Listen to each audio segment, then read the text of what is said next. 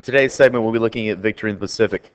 Make sure you're following up with your Edmodo accounts for assignments, that you're keeping up to date with my website for any notes that you may need, where you can also find the link to this Prezi, and also looking on YouTube for the different videos and lectures that I have. Looking at Victory in the Pacific, the Americans are going to be able to recapture the Philippines. Douglas MacArthur, who was basically forced out and who promised then, "I shall return," does just that. He returns and is able to help those prisoners that had to march on the Bataan Death March and take over the Philippine Islands again. Battle of Leyte Gulf. This is important for the war in the Pacific because this basically put the Japanese Navy, it crippled them.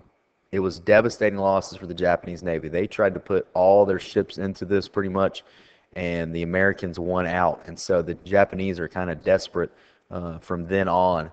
And one of the signals of their desperation was their use of kamikazes. And kamikazes were Japanese suicide pilots.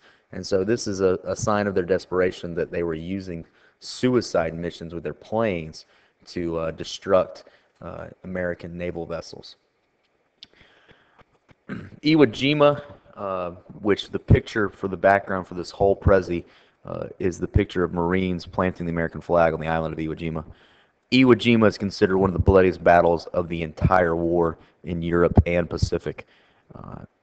It was a very costly battle for both sides. Americans will lose over 12,000 lives, and the Japanese will lose over 100,000 lives.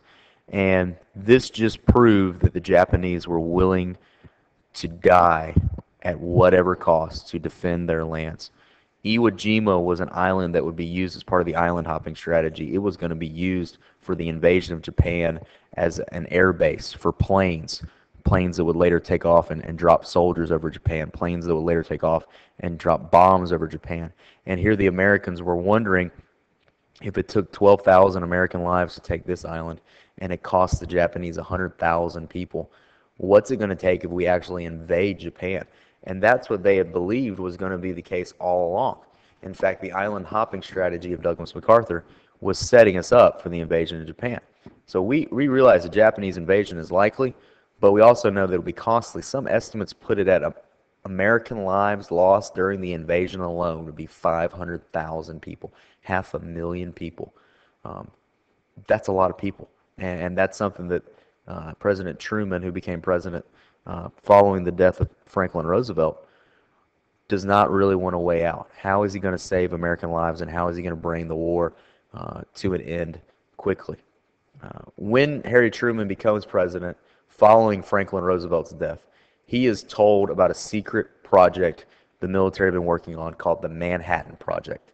And the Manhattan Project developed an atomic bomb, and it's known as the A-bomb. This was used as the most devastating weapon of its time. Truman's going to look at this as a way to save American lives, prevent a Japanese invasion, but also bring the war to a quick end. He's going to call for the Japanese to issue an unconditional surrender. They will refuse, and we will drop an atomic bomb on the city of Hiroshima. It will cause 70 to 80,000 Japanese lives to be killed. The heat was so intense, I put up this picture behind the words, the heat was so intense that it actually etched the shadow of this bridge onto the concrete. So here's the pillar support for the bridge, and you can see where the heat basically created a heat shadow that etched the shadow of that pillar onto the concrete. It's still there today. The devastation was just unreal. I encourage you to take some time, while the images may be graphic, but take some time to Google Hiroshima and Nagasaki and just see the devastation. It is unbelievable. So once the bombs dropped on Hiroshima, the United States fully expects the Japan to surrender, and they won't.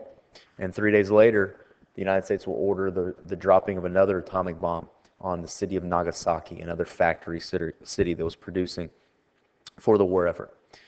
Now, while the bombs initially kill over 70,000 people, the radiation that's left over will kill thousands more. So you're looking at 100,000 at least for each city that were killed in the droppings of these bombs. Finally, the Japanese will surrender, and what we call Victory in Japan Day or VJ Day, they will surrender to Douglas MacArthur on the USS Missouri. And the USS Missouri happened to be stationed in Pearl Harbor on December 7th, 1941. And here it's come full circle. It will be the ship on which the Japanese will surrender to signal the end of the war in the Pacific and the end of World War II. Please make sure you're keeping up with the assignments on edmodo.com, that you're keeping up with the lectures on YouTube, and that you're following my website for any notes that you may need.